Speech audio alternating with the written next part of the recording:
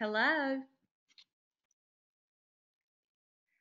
Welcome to the first Region 4 NC KEA Implementation Go-To meeting.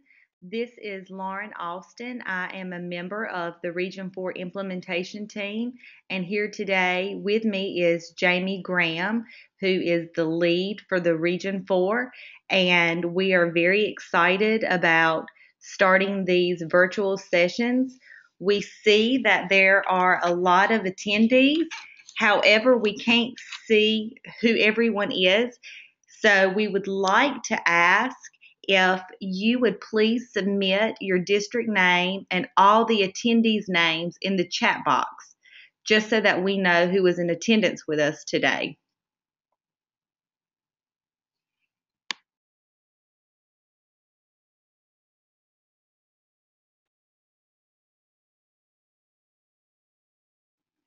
We're going to give everybody a minute or two just to get that information entered.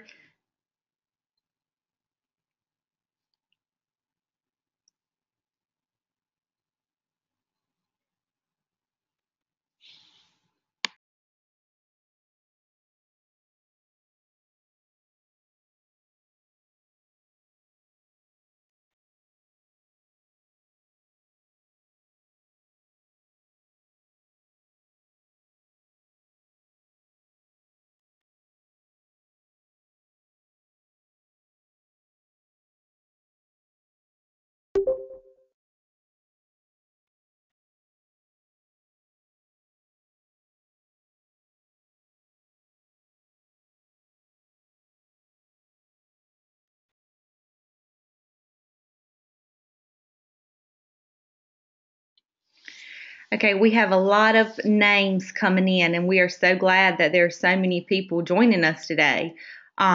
If you notice, we have the chat box, and we would love for you to post any questions that you have during this session, and we will try to answer those as the session goes forward. So please, anything, type away.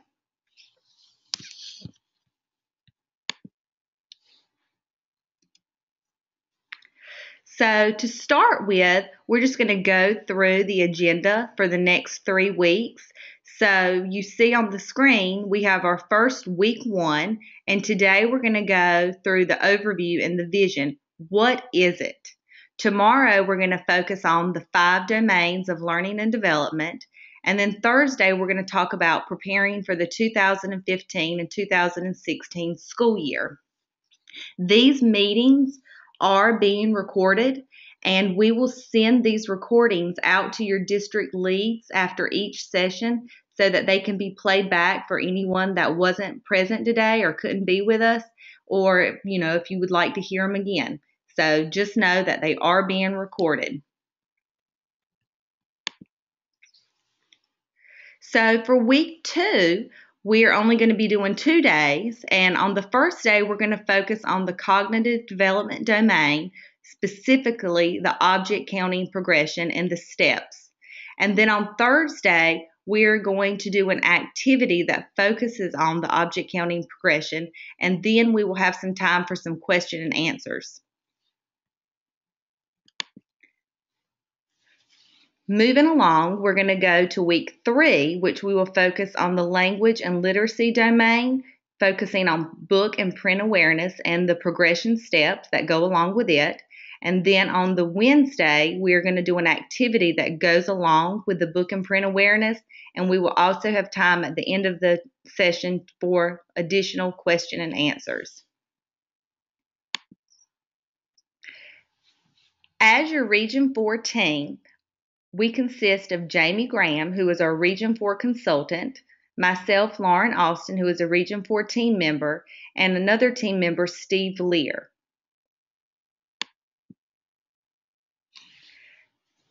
The first thing we want to do is start with the live binder. We know that you guys are so familiar with live binders, and we thought this would be a great place to start. So I'm going to click on this link, and we're going to go to the live binder, and the resources in here are gathered in one location, and this is available for your use. So we're going to take a second and go here.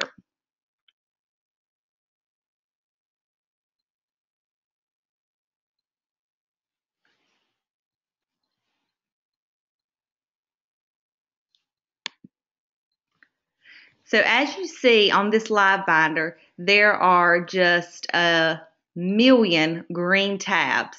And when you click on the green tab, below are blue tabs. When you click on the blue tabs, then there are red tabs.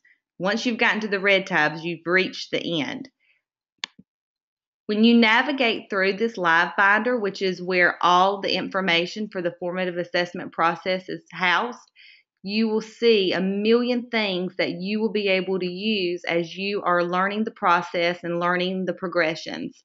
Today, we're going to start with the January Vision tab. So I'm going to click on the Vision for January 2015. And down here at the bottom under the blue tabs, it just kind of gives you an overview, background and research, key points, some professional development activities, some follow-up activities, and resources and materials. Here is the Vision video.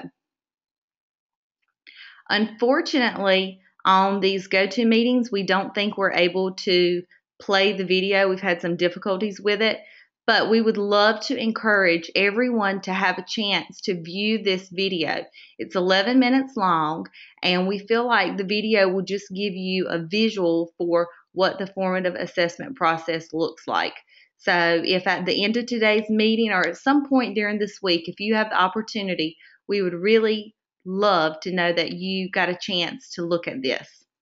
So once again, clicking on the tabs, you can just navigate through the blue tabs, and you can click on the blue tabs and it'll take you to the next thing or an activity that goes along with it. So I'm going to click out of the live binder for a second and go back to our PowerPoint. Okay.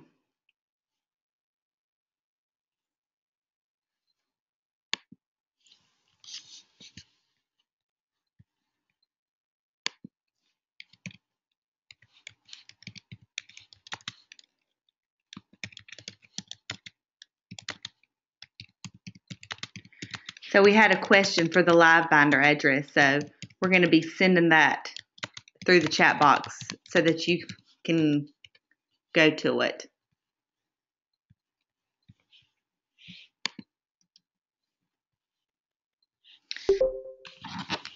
So let's begin with an overview of the K-3 formative assessment.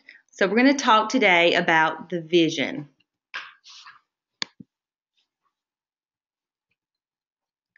The K-3 formative assessment process provides tools for teachers to use to gather information about students throughout the school year for kindergarten, first, second, and third grades. This evidence of learning is collected from families, pre-K teachers, other building educators, as well as during classroom observations, conversations, work samples, and activities facilitated by you, the teachers. Teachers use this variety of evidence to plan daily instruction and support children's growth and development. Notice that the boundaries between the different grades are blurred on this diagram.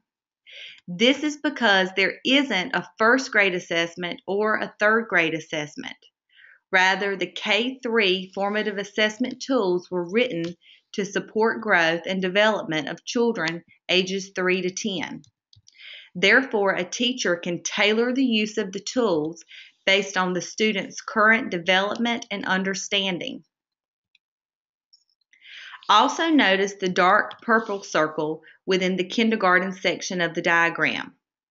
A portion of this K-3 formative assessment process includes a kindergarten entry assessment.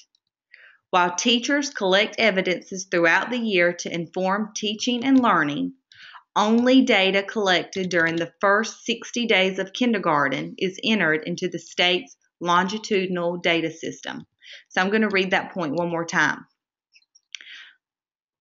While teachers collect evidences throughout the year to inform teaching and learning, only data collected during the first 60 days of kindergarten is entered into the state's longitudinal data system.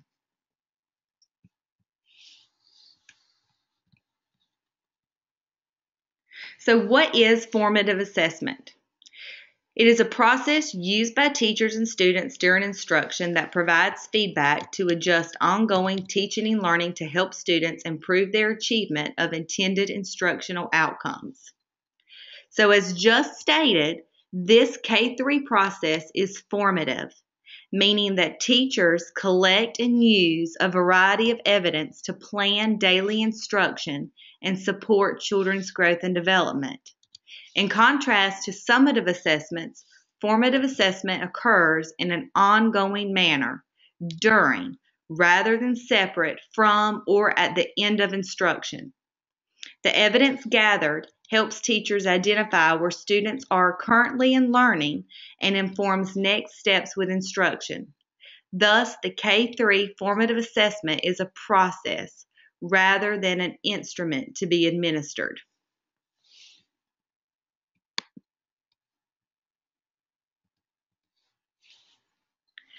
So, formative assessment is an important component of NC's comprehensive balanced assessment system. This system includes classroom assessments, interim benchmark assessments, and statewide assessments that are aligned to the state standards. Each component is important and should be valued for what it contributes.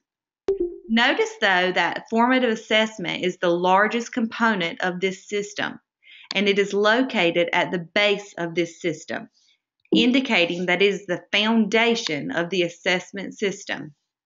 Thus, formative assessment occurs more frequently than interim and benchmark and summative assessment.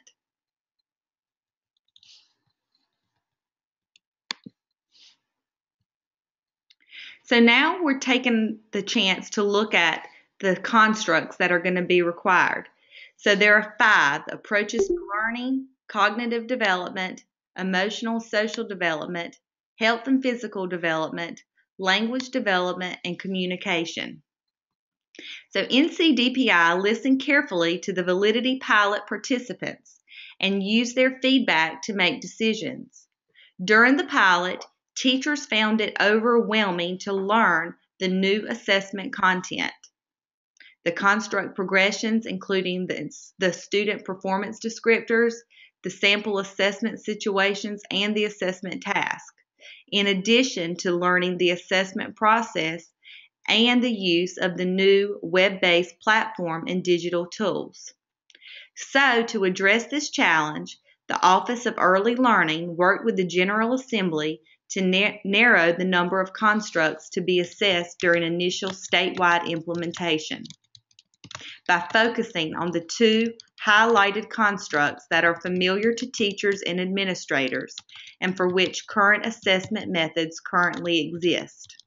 So a greater amount of attention can be placed on strengthening formative assessment practices and learning the technical aspects of the web-based system used to capture and collect evidences of learning. Therefore, in the 2015 and 2016, kindergarten teachers will be required to focus on object counting, which is part of the cognitive development, and book orientation and print awareness, which is part of the language development and communication.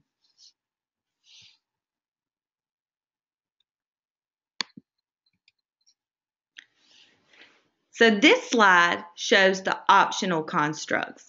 So you see the object counting and the book orientation and print awareness are still in red because those are the 2 required for the 2015-2016 school year. However, NCDPI recognizes the importance of focusing on the whole child. Therefore, during the 2015-16 school year, materials for other areas of development will also be available for use as determined by your district, school, and teacher. The emotional literacy, engagement in self-selected activities, fine motor, following directions, letter naming, and midline motor development. District schools and teachers are encouraged to explore and become familiar with the other constructs during the 2015-2016 school year so that they will be well prepared for 2016-2017 when kindergarten teachers will be required to address all highlighted constructs. Now, tomorrow, we will take the time and go through the 5 domains.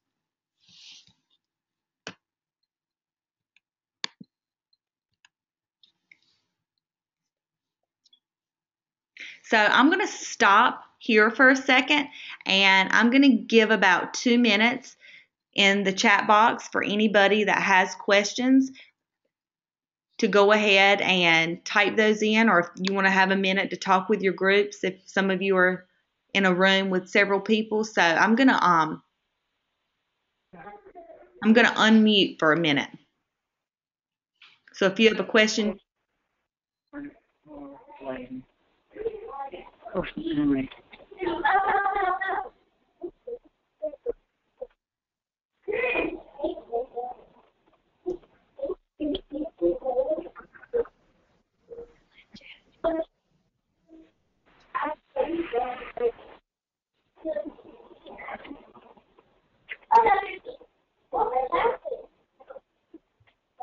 We're hearing a lot of background noise, and if we could just ask if you would mute yourself unless you have a question or a comment you'd like to make at this point.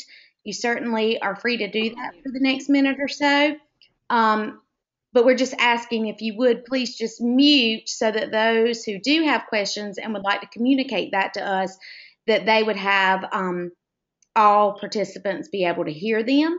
You also have the option of putting your questions or your comments in the chat bar, of course.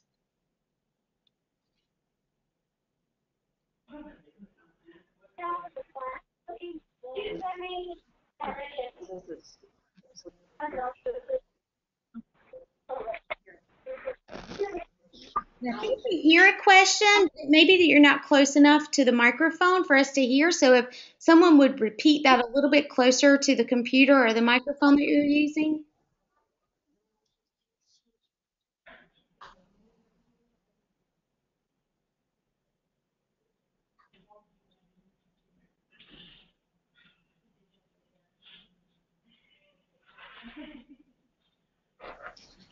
Or you can certainly type it into the chat bar. We just wanted to give you an opportunity to think through the information you just received, but certainly you can add your comments or your questions as we move forward, just because we want to be mindful of your time.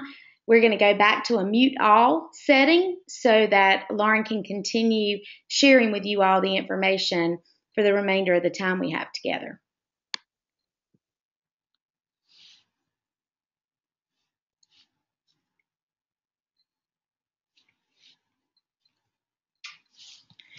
Okay, so let's summarize by looking at the 4 key points of the K-3 formative assessment vision. The K-3 formative assessment process focuses on the whole child, as we mentioned earlier. This means that it includes attention to areas beyond those typically addressed. For example, more than mathematics and literacy.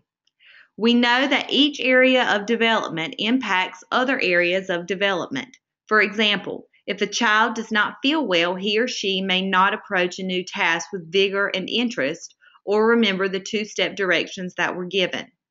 Therefore, when we think about and plan for children's learning and development, we need to consider the whole child.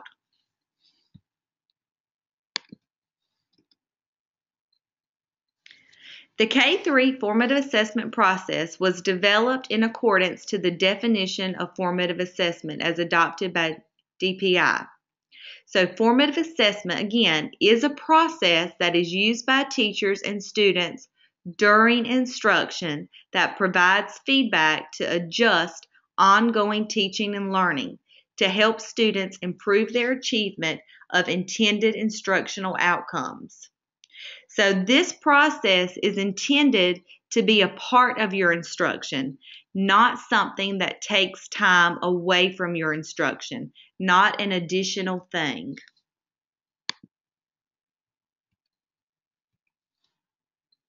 So how does that work? So throughout the day, the teacher facilitates learning experiences.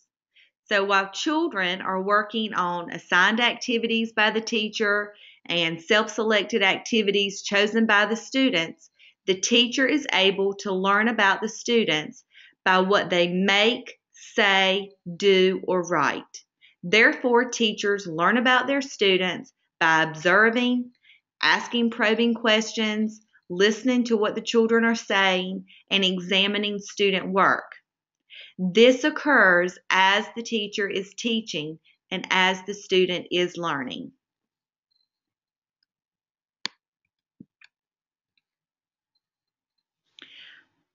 So when a classroom schedule allows for a variety of groupings such as whole groups, small groups, centers and stations, or individual work time, the teacher is able to learn about the students in a variety of contexts.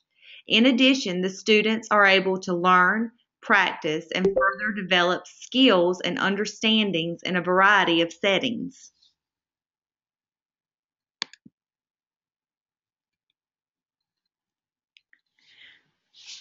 So key point 3.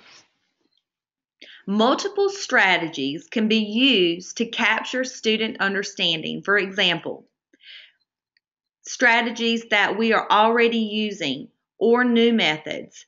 So using the electronic platform, these evidences and this data are captured quickly and compiled for easy referral and used to document learning and to plan instructions. So as you see on the slide, there are many ways that a teacher can collect evidence about a student. So talking with the families, recording conversations, work samples, anecdotal notes, taking photos, videos.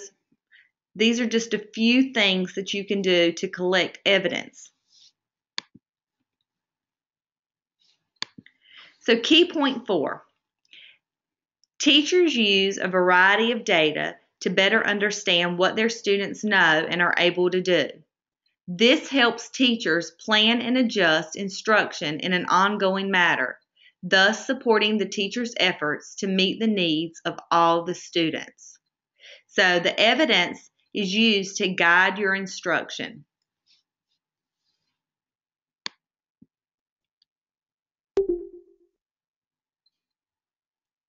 So we're going to get a little interactive for a second. You can work as a team. We just have a couple little quiz questions, and we are going to ask that you submit your answers in the chat box. So the first question is, after hearing this information and what you've already heard from your districts, the K3 assessment is A, benchmark, B, summative, C, formative, D, all of the above, or E, none of the above. So just take a minute and work as a team if you have a team, and please just enter your answer in the chat box, and we're going to give everybody a second.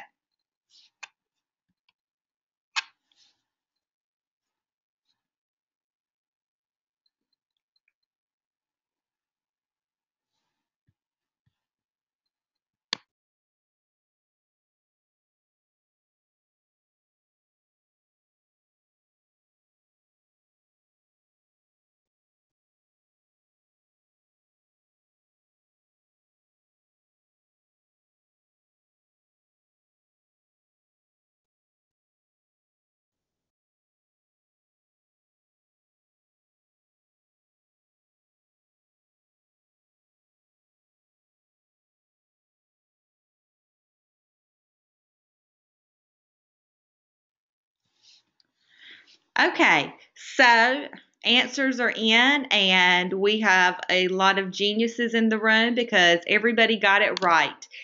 Yes, the K3 assessment is formative. It is not summative. It is an ongoing instruction that you will use to guide your planning and your teaching. So next question. Which of the following statements about the K-3 assessment is true? A, it will include a separate kindergarten entry assessment. B, it does not include a kindergarten entry assessment. Or C, it includes a kindergarten entry assessment process. We're going to give you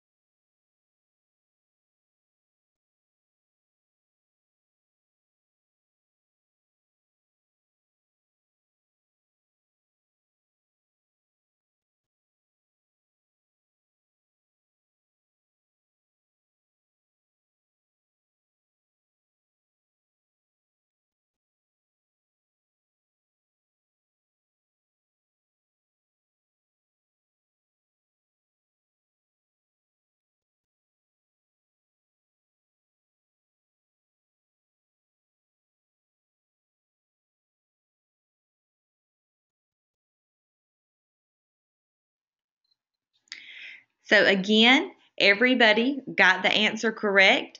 And what is true about the K-3 assessment is it does include a kindergarten entry assessment process, which is why you are all gathered here with us today to learn more about it. So we thank you.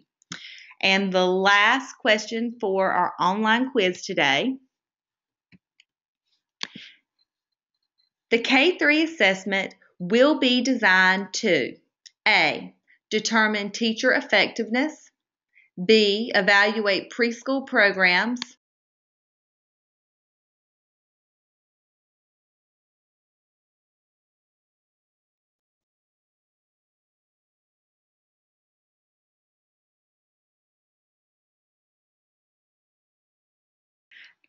sorry, I think we were muted for a second. So your last question for your online quiz today is the K-3 assessment will be designed to A, determine teacher effectiveness, B, evaluate preschool programs, C, determine grade level promotion and retention, D, all of the above, or E, none of the above.